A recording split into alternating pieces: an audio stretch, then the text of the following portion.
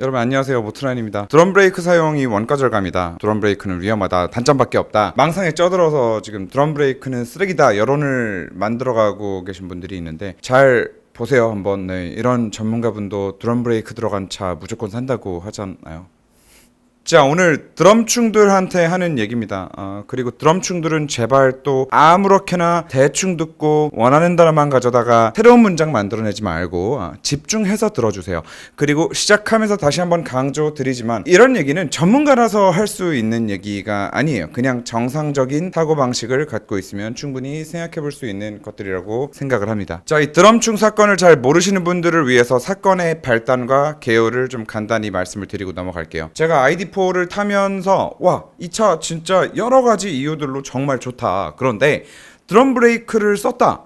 하지만 브레이킹 느낌이 뭐가 문제인지 모르겠다. 근데 문제는 그 얘기가 드럼충들 머릿속에는 드럼 브레이크 좋다고 빨아주네로 입력이 됐나봐요. 제발 좀 다시 한번 강조드리지만, 듣고 싶고 보고 싶은 단어만 뽑아다가 머릿속에서 새로운 문장 좀 재탄생시키지 말아주셨으면 좋겠다. 아무튼 그렇게 시작된 드럼 브레이크 사태가 한 차례 설명 영상을 거쳐서 이제는 드럼 브레이크가 원가 절감을 했기 때문에 쓰레기다 까지 지금 버전업이 된 상황이에요. 지금 거의 하루에도 3번씩 업그레이드 패치가 나오고 있는데 자, 그런데 우리가 이 원가 절감 얘기를 하기 위해서는 원가 절감이 과연 무엇인지 그 정의부터 내려야 할 필요가 있을 것 같아요. 사전적 의미보다도 우리가 자동차판에서 부르는 원가 절감이 어떤 의미인지 좀 정의가 필요할 것 같다는 생각이 드는데, 보통 우리가 원가 절감이라고 하면 안 좋은 의미로 쓰죠. 벤츠가 짱츠가 되더니 원가 절감을 하네, 우리가 이런 얘기들을 많이 하잖아요. 자, 그러면 예를 한번 좀 들어보자고요. 그 원가 절감을 가지고 C63AMG 8기통에서 이제 반을 잘라서 6기통 건너뛰고 이제 4기통으로 나오죠. 이거 원가 절감인가요? 반으로 잘랐으니까. 어떻게 생각하세요?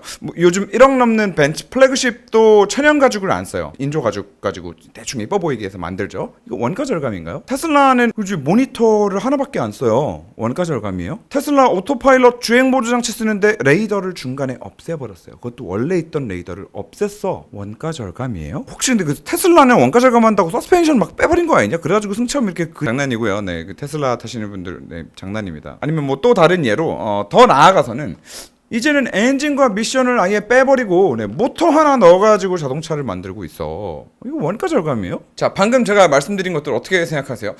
저는 그저 그냥 건강한 정신 상태를 가진 사람으로서 그렇게 생각합니다. 어떤 제품이 원가 절감인지 아닌지 판단하기 위해서는 제품이 그렇게 만들어진 배경을 좀 보고 회사가 어떤 의도에서 그런 결정을 내렸는지 들어봐야 한다. 최소한 들어는 봐야 한다. 그런데 일단 기본적으로 지금 어떤 시대적 배경이 있죠? 바로 환경규제입니다.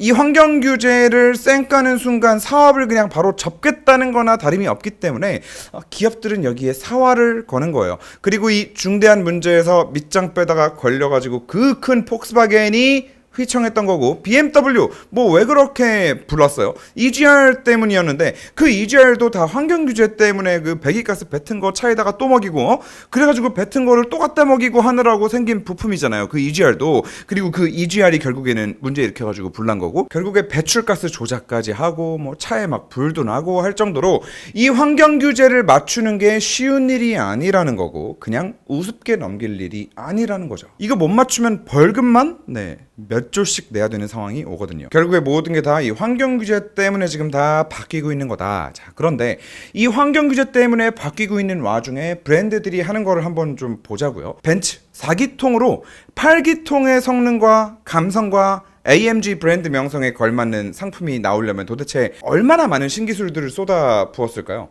인조 가죽인데 천연 가죽보다도 더 고급스럽게 보이게 하기 위해서 얼마나 많은 노력을 했을까요? 테슬라 그 모니터 하나 달려있는 거, 그 하나의 모니터로 무게도 가볍게 하면서 그 어떤 불편함 없이 오히려 운전을 더 편하게 만들게 하기 위해서 그 소프트웨어 UI 만드는데 얼마나 많은 분들이 고생을 하셨을까요? 거기다가 또 테슬라는 레이더도 없앴잖아요. 레이더 없애면서도 오토파일럿 성능을 유지하기 위해서 얼마나 많은 노력을 했을까요? 자, 뭐 이런 생각들을 해보면 방금 말한 그런 사안들에 대해서 감히 원가 절감이라고 무지성으로 깔 수 있어요? 테슬라가 레이더를 뺀 게 원가 절감을 한 건지 아닌지는 저 같은 일개 유튜버 나부랭이가 논하기에는 너무나 고도의 영역이에요. 다만 적어도 그런 사회적 배경과 스토리들이 있고 결과적으로 우리가 사용하는 데 문제가 없이 좋은 상품성을 보여주기만 한다면 그걸 욕할 수는 없다는 거예요. 무조건 원가 절감이라고 욕할 수 없다는 거예요. 그리고 또 만약에 시대적인 배경, 뭐 환경 규제 때문에 자동차 부품 중에 무언가를 뭐 줄이거나 없애거나 했어. 그랬더니 그로 인해서 원가가 낮아졌어. 근데 그렇다 치더라도 그거는 자동차 브랜드가 의도한 건 아니잖아요. 밥 못 먹게 하고 한 달 동안 가둬놨더니 살이 10kg 빠졌어. 그럼 그게 다이어트예요? 다이어트라는 건 자의적으로 살을 빼겠다는 그 사람의 의도가 포함되는 거죠. 자, 그러면 이제 드럼 브레이크 얘기를 좀 해보자고요. 그리고 드럼 브레이크 얘기 시작하면서 제가 정말 와닿았던 전문가의 영상이 있어서 잠깐 보여드릴게요. 늘 말씀드리지만 결과가 좋은 엔지니어링이 우수하다. 싱글 모터가 그렇다면 싱글 모터가 우수한 거고. 그렇죠. 저는 방금 그 말 들으면서 제 생각이 틀리지 않았다는 거를 한 번 더 확신했어요. 싱글 모터, 듀얼 모터? 그 뭐가 중요해요? 결과가 중요한 거예요. 모터 하나로 모터 2개만큼의 성능을 내면 거기에다가 결과적으로 더 가벼워지기까지 했으면 그냥 그걸로 끝인 거예요. 그렇게 된다면 모터 하나만 쓰는 게 더 대단한 엔지니어링이란 얘기인 거죠. 그러면 드럼 브레이크와 디스크 브레이크 뭐가 중요해요? 결과가 중요한 거 아니에요? 뒷바퀴에 전자식으로 컨트롤하는 드럼 브레이크를 쓰면서 디스크 브레이크와 동일한 성능을 낸다? 이 결과를 부정할 그 어떤 근거도 없는 상황이잖아요. 그렇잖아요. 드럼 브레이크 때문에 뭐 사고 났다는 얘기 없잖아요. 벌써 유럽에서 몇 년 동안 몇 대를 팔았는데, 그리고 이제 걔보다 더 무거운 ID 버즈에도 다 드럼 브레이크 넣어가지고 나온다는데, 테슬라 다시 한번 얘기해볼까요? 레이더 없애버렸는데도 오토파일럿 잘 되는 거 보면 그 대단한 엔지니어링 아니에요? 드럼 썼는데 디스크와 같은 성능을 내면 박수 쳐줘야 되는 거 아니야? 그리고 드럼이 결과적으로 동일한 성능을 낸다는 것만 볼 게 아니라 이 또한 환경 규제를 봐야겠죠. 유로7 규제의 별명이 내연기관차의 종말을 알리는 규제예요. 여기서 이제 브레이크 분진에 대한 규제가 시작이 됩니다. 뭐 또 이 얘기하면 야 그거 뭐 브레이크 분진 그거 얼마나 나온다고 그것 때문에 드럼 쓴다는 게 말이 되냐 하실 수 있는데 그건 저기 유로7 규제 만든 사람한테 찾아가서 좀 물어보시고요. 제가 만든 건 아닙니다. 제가 예전에 한번 소개해드렸던 그 카이엔에 들어가 있는 PSCB 브레이크 그게 바로 분진이 안 나오는 브레이크로 만들어진 거예요. 그리고 같은 브레이크가 뭐 아우디 이트론 GT 같은 차량에도 다 들어가고요.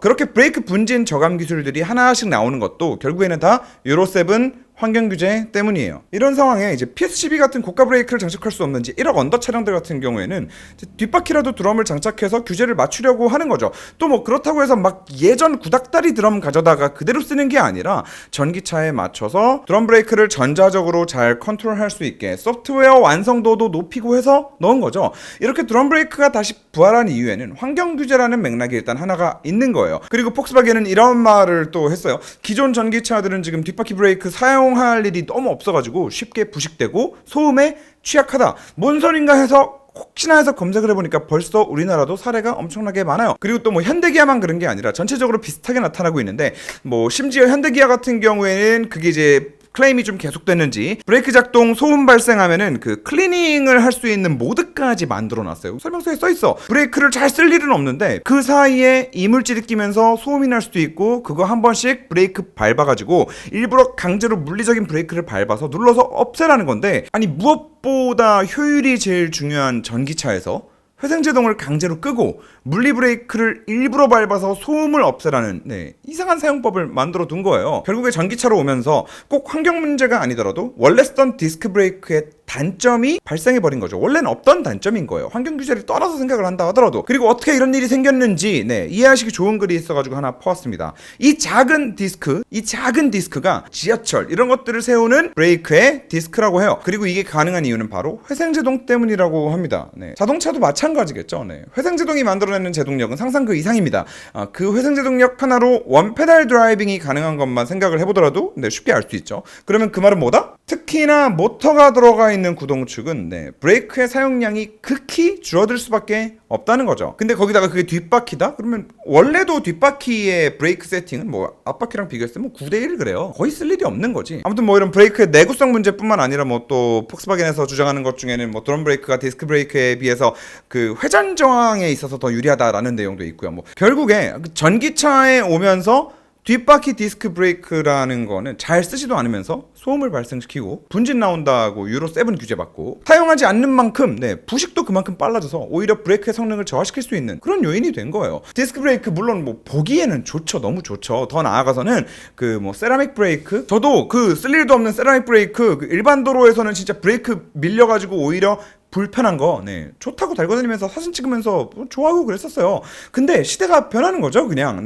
뭐 또 드럼 브레이크는 고장나면 수리가 힘들어서 오히려 소비자 부담이 뭐 늘어날 거다라는 얘기도 있는데, 일단 아직 그 벌어지지 않은 일 가지고 왜 아무튼 뭐 15만 킬로 개런티라고 하니까. 그리고 드럼 브레이크 수리비가 걱정되시는 분들은 저기 전기차도 타지 마요. 나중에 배터리 고장 나면 어쩔라 그래요. 나중에 뭐 배터리 고장 나면은 저기 뭐 브랜드들이 뭐 저기 배터리 장사해 먹으려고 전기차 만든 거 아니냐고 뭐 그런 말씀 하실 거예요. 자, 정리해보자고요. 드럼 브레이크가 원가 절감인가요? 폭스바겐이 드럼 브레이크를 사용하는 건 무슨 자동차 브랜드가 최초 출시 때와는 다르게 뭐 부품을 하나씩 국산화하고 뭐 조금씩 뭐 적급으로 바꾸고 무슨 철판의 두께가 뭐 점점 얇아지고 뭐 하는 뭐 그런 문제가 아니잖아요. 이거는 우선 제동력에 문제가 없어요. 분진이 나오지도 않아요. 다시 말해서 유로 7에 대응이 되는 브레이크예요. 소음 걱정도 없어요. 구름 저항도 뭐 더 좋대요. 뭐 말로는 더 좋대요. 그리고 이것도 지들 주장이긴 하지만 뭐 15만 킬로까지는 개런티를 한대요. 문제가 없대요. 그럼 15만 킬로 탈 때까지는 뭐 패드나 뭐 로터나 뭐 녹슬어가지고 뭐 교환할 일도 없는 거예요. 자, 폭스바겐은 뭐 이런 논리적인 이유들로 드럼을 사용했다고 합니다. 자, 그렇다면 우리는, 그리고 드럼을 까시는 분들도 마찬가지고, 무지성으로 무슨 뭐 우리가 폭스바겐 CEO 뭐 머리를 열어봤나? 무슨 뭐 관심법이야? 그런 거 아니잖아요. 무조건 폭스바겐이 원가 절감 목적으로 드럼 쓴 거라고 막 이렇게 욕할 게 아니라 폭스바겐이 주장한 것들을 하나씩 좀 생각을 해보고 그걸 하나씩 반박해 보자고요. 그리고 뭐 만약에 그 드럼이 그래 다 따지고 뭐 걔네 폭스바겐 원장도 다 까고 뭐 개발비 뭐에 뭐 소프트웨어에 뭐 다 했더니 더 싸다고 쳐요. 그런데 결과적으로 디스크 브레이크보다 더 장점이 많은 브레이크를 만들어서 소비자도 좋고 자기들도 돈을 아꼈대. 그러면 그 또한 칭찬받아야 마땅한 일 아니에요? 뭐 이런 관점에서도 한번 생각을 해보고, 테슬라 모니터 하나 썼다고 레이더 없애버렸다고 아무도 원가 절감이라고 안 하잖아요. 사용하는데 뭐 지장 없으니까 똑같은데 뭐. 아니면 오히려 더 편한데 그럼 욕할 일이야 모니터 하나라고? 그리고 상식적으로 폭스바겐이 진짜 원가 절감을 하고 싶었으면 차라리 저기 헤드라이트 같은 걸 빼지 않았을까요? 헤드라이트 양쪽 하니까 저기 부품값 한 400만 원 나오던데, 아니면 뭐 그 ID 라이트 하나 빼버리는 게 더 좋지 않았을까요? 그건 Q4에도 안 들어간 거 ID4에 넣어놨는데. 원가 절감이 목적이었다면 차라리 그런 걸 안 넣고 그냥 디스크 넣고 그냥 요거 안 먹는 게 좋지 않았을까? 원가 절감 하려고 드럼 브레이크를 넣은 다음에 400만 원짜리 헤드라이트랑 ID 라이트랑 그 좋은 주행 보조 장치를 넣는다? 그냥 좀 숲에 대해서 얘기하면 함께 숲에 대해서 얘기할 수 있는 세상이었으면 좋겠어요. ID4 정말 승차감, 운동 성능, ID 라이트, 뭐 헤드라이트 성능 모든 걸 종합했을 때 너무너무 마음에 들었던 것 뿐이고, 그냥 그 숲을 좀 같이 보자는 얘기였어요. 근데 그 숲에서도 그 나무 한 그루, 그 나무에 이파리 하나에 꽂혀가지고 그 이파리를 현미경으로 들여다보면서 그 이파리의 엽록소가 무슨 뭐 드럼을 치고 있다고 막 이걸 뭐라 그러고 있으니까 질리는 거예요, 진짜로.